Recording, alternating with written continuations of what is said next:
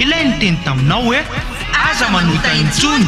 aza manota intsony. Izay no afantaranao any Aochoa ilay tena maro. Ka tsisy nilaza izany afa-tsy Aochoa, izay nitoriana ambasadorina Aochoa Ziadia Elia Ireriany.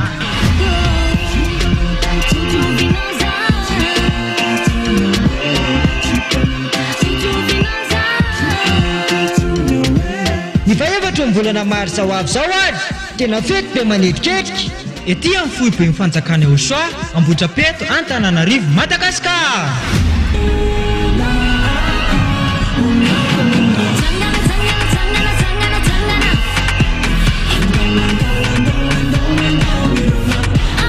Ka ianao olombelona io tongava mankalaza sy manome voninahitra an'ilay nahary anao. Yaya Basy, Aochoa.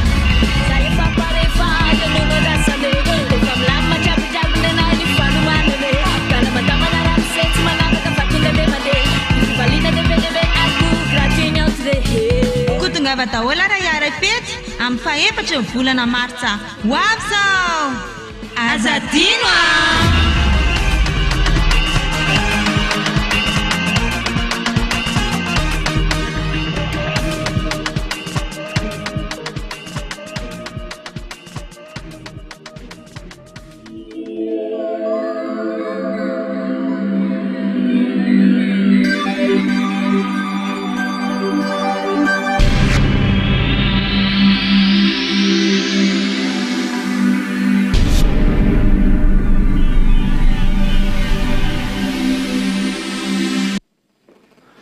Ya, dia ampifaliana indray ary no androsoana totokatranotsika ato amin'ny alalan'izao RTV HFF izao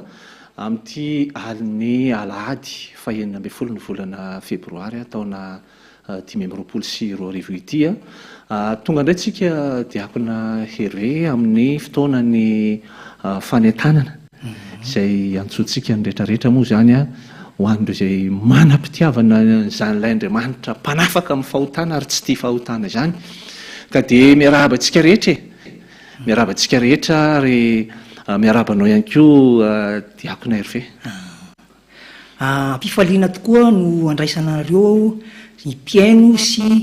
mpanaraka ny radio télévision HFF ny amin'ity androany hariva ity evangelistra Lalaina ny anentanana ny olona ihany koa ny amin'ny 4 mars fety be any Aochoa. Lay Andriamanitra mpanafaka lay miteny hoe aza manota intsony, tsisy mitovy aminy fa tena manafaka izy. Zay tokotra ny evangelistra Lalaina. Tena izay mihitsy diakona, izay mihitsy no mahafa mihitsy an'io Aochoa io mantsy. Dia izy ilay hoe manafaka amin'ny fahotana izay ary tsy manota intsony izay miaraka aminy, ary izay mihitsy no mahatonga antsika ho saro-piaro mihitsy diakona ny amin'ny hoe tsy mba azo ampitoviana amin'ny Andriamanikafa zany mihitsy io Aochoa io fa tena hafa loatra izy. Satria ny Andriamanitra rehetra izay nitompon'ny olona sy ny vavahan'ny olona hatramin'izay dia tsy nisy nahafaka azy tamin'ny fahotana zany mihitsy. 2 taona ihany izay no nivavahan'ny olona fa mbola tsy nisy afaka tamin'ny fahotana mihitsy izay rehetra niantso Andriamanikafa rehetra. Fa rehefa tonga kosa ny ambasadeurany Aochoa Ziadia Elia nitory any Aochoa lay niteny hoe aza manota intsony dia izay rehetra tafaraka amin'ny Aochoa dia sady afaka amin'ny fahotana no tsy manota intsony ary zay no mahatonga antsika hifaly be mihitsy amin'ny faefatra ny volana marsa ho avy zao diakona noho ny amin'izay fanafahana sy famonjena lehibe izay nataony Aochoa izay. Tena ampifaliana tokotra no anasananareo izay olombelona rehetra izay manam-pofona iny eto ambonin'ny tany na eto amin'ny tinosy Madagasikara ity zany na any ivelany ihany fa zany Aochoa zany ilay mpanafaka ny fahotana ary saro-piaro amin'ny voninahiny araka ny teny hoe ny voninahitra tsy omeko ny hafa. Fotoana izao hitodianao amin'Andriamanitra tena marina ilay mpamorona ary fotoana izao anasananao ihany koa ampifaliana lehibe no anasanany olona amin'ilay 4 mars ho avy zao satria tafaraka amin'ilay mpamorona ianao tsara indrindra angamba zany vanim-potoana zany hoe tafaraka amin'ilay mpamorona ianao. Zay indrindrany ary tsy misy fotoana lehibe mihoatra noho izany hoe hiaraka hifaly amin'ilay mpamorona anao zany satria faly any izy satria tafaverina ny voninahitra ny anarany vita ny famerenana an'lay voninahitra ilay anarany tamin'ny alalan'ny iraka zay nalefanao ety amintsika dia ny ambassadeurany Ziadia Elia ary tena navita ny ambassadeurany Joshua diakona satria tena indreto tsika vavolombelo zany asa lehibe nataony Joshua zany ary ho fanehoana fisaorana ny dada Iavasy Joshua mihitsy io datiny 4 marsa io ary ho fankasitrahana azy ireo ny amin'izao soa lehibe nataonao atsika izao satria tena faran'izay tena goavana ny soa nataonao atsika dia ho anao zay mba maniry an'izany hoe fanafahana amin'ny fahotana zany ary tena maniry zany hoe ho tafaraka amin'ilay Andriamanitra tena marina ary indrindrindrindra fa hoe manana fitiavana ny olay Andriamanitra mpanafaka amin'ny fahotana ary ny tena hoe aza manota intsony io ianao mihitsy no antefahan'ny fanasana taonay ankehitriny hoe tena tongavy fa tena fety io ary tena fifalimbe io fotoana io ety mpianoano fandarantsika ihany koa diakona dia tsara ihany ny ampatsahivana ny olona fa afaka mandefa SMS ihany koa izy ireo amin'ny alalan'ny laharana telefona 034 61 713 41 raha mbola misy moa zany manana fanontaniana dia afaka mandefa ny fanontaniana amin'ny alalan'ny SMS amin'ny laharana nomena teo io zany izy averiko indray mandeha le laharana 034 61 713 41 zay le laharana telefona diakona tena zavatra matoa ny olona mivavaka dia misy tanjonao zany ny rana amin'Andriamanitra ary Andriamanitra marina io raha nandritra n'izay 2 taona ny vavahan'ny olona zay mbola tsy narea hoe afa-pahotana izy raha notaniana fa mbola hoe mpanota foana fa ity tena afa-pahotana le miaraka amin'ny Joshua ary tsy manota tena tsy manota itsony tena iainana iato zany afaka mety mahita angambany ianao hoe mety mahafantatra ana any mijery televizion ianao amin'izao fotoana izao na mihaino radio dia mahafantatra ny momba an'izany fa tena tsy manota intsony ny ato amin'ny Joshua ary tena tafaverina ny voninahitra le Andriamanitra mpamorona narina mihitsy zay diakona ary zay mihitsy moa no mahatonga antsika amin'ny tenin'ny olona foana diakona hoe aza mba manaiko fitahan'ny Andriamanitra tsy izy amin'io resaka hoe afaka manota dia avy eo mibebaka fa tena zava-dozany zany ry mpijery sy mpiaino anay atao tokantrano ato tena zava-dozy zany fa ianareo mantsy ny voafitaka hatramin'izay dia tsy nahafantatra ny loza teraka zany hoe mini manota zany fa rehefa tonga ny ambassadeurany Joshua Ziadia Elia dia nampahafantarina atsika satria zay mahiraka avy any amin'ny lanitra ny lanitra azy diakona ary zay no mahazandry ny Joshua azy Joshua tonga nitondra ny famonjenao atsika nandatsaka ny rany fa ny ambassadeurany Joshua kosa dia mitory an'izay fanafana amin'ny fahotana zay Joshua le manafaka amin'ny fahotana ary zay rehetra miaraka amin'ny Joshua tsy manota intsony ary dia nampahafantatra ny ambassadeurany Joshua fa raha mini manota dia tena zava-doza mihitsy zany diakona noho izany ianao aza manaiko fitahana zany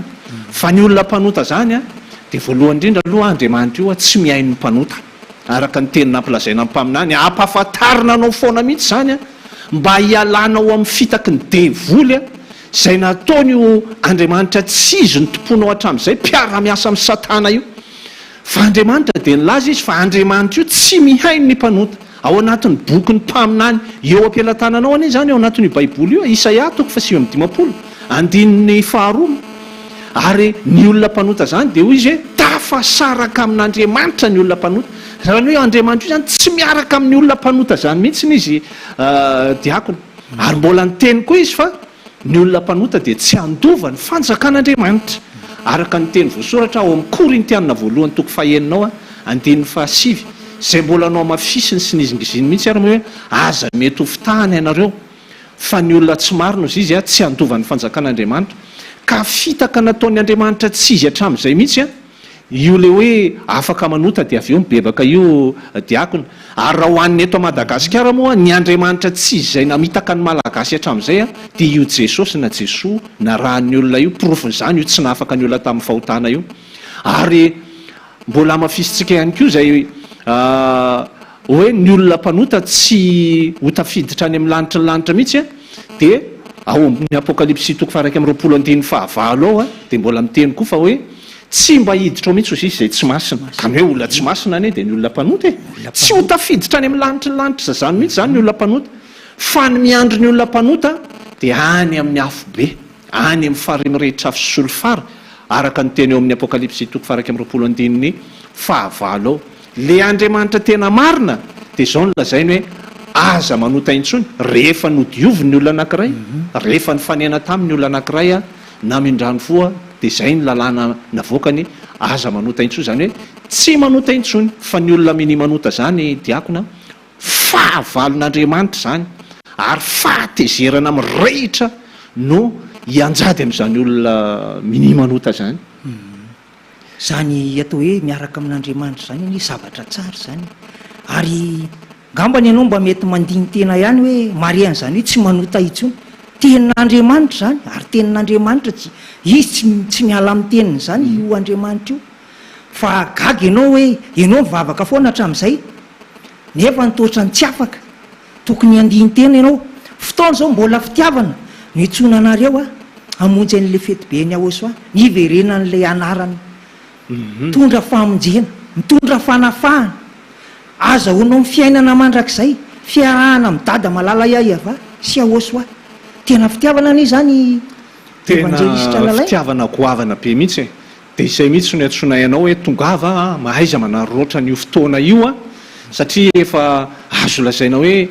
efa famaraparanana ny antso ihany anie zao vaninandrotsika izao diakona efapolo taona ane zay no nitorinany zany fanafana zany teto amin'ity nosy Madagasikara ty tamin'ny alalan'ny ambassadeur-ny Osoa ary nisy vokatra efa azo lazainy hoe tena efa fotoana lavalava ihany zay ka ho atsika malagasy mahaiza manaroroatra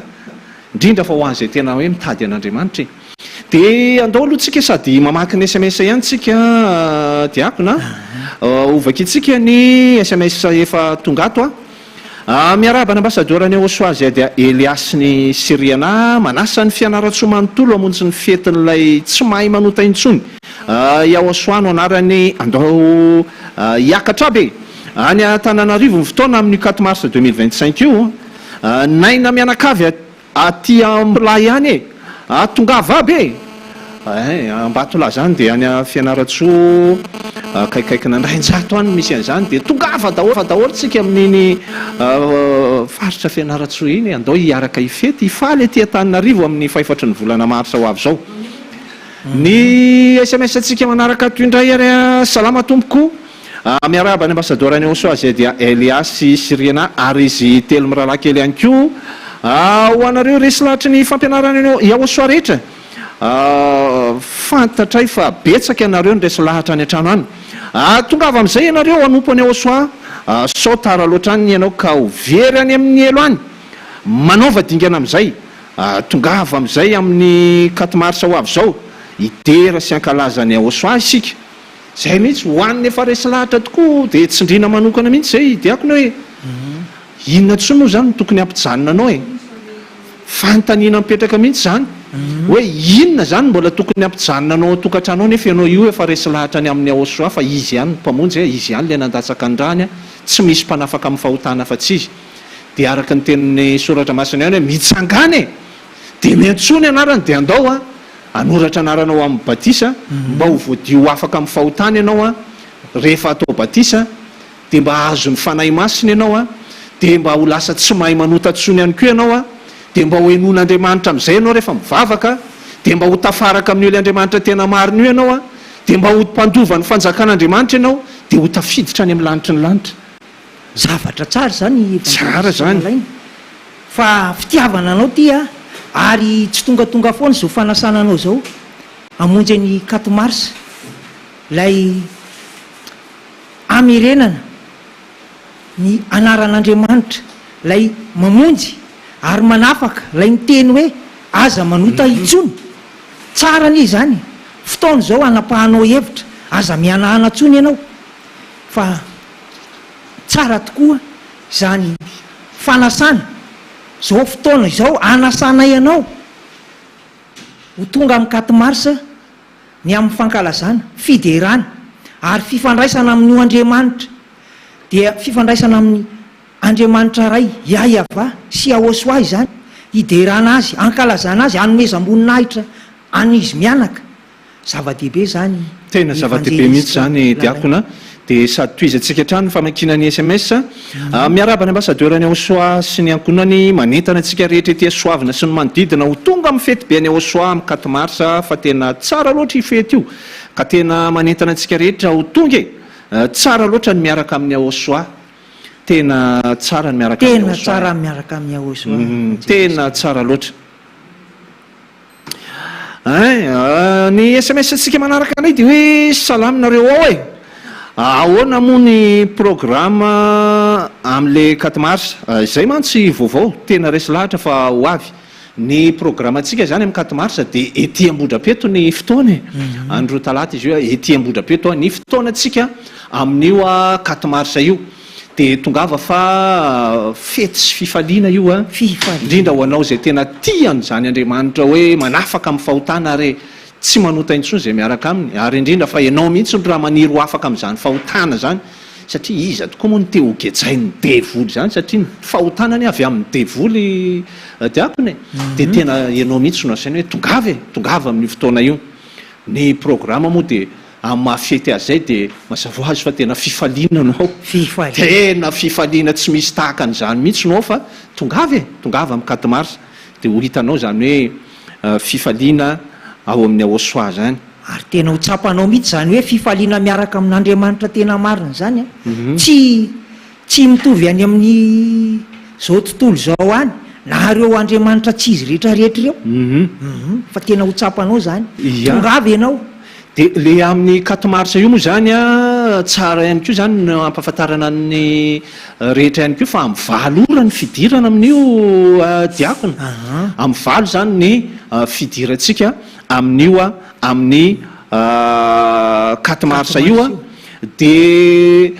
eto ihany koa dia tiana ihany koa ny efa mampafantatra ny mpijery sy ny mpiaino rehetra fa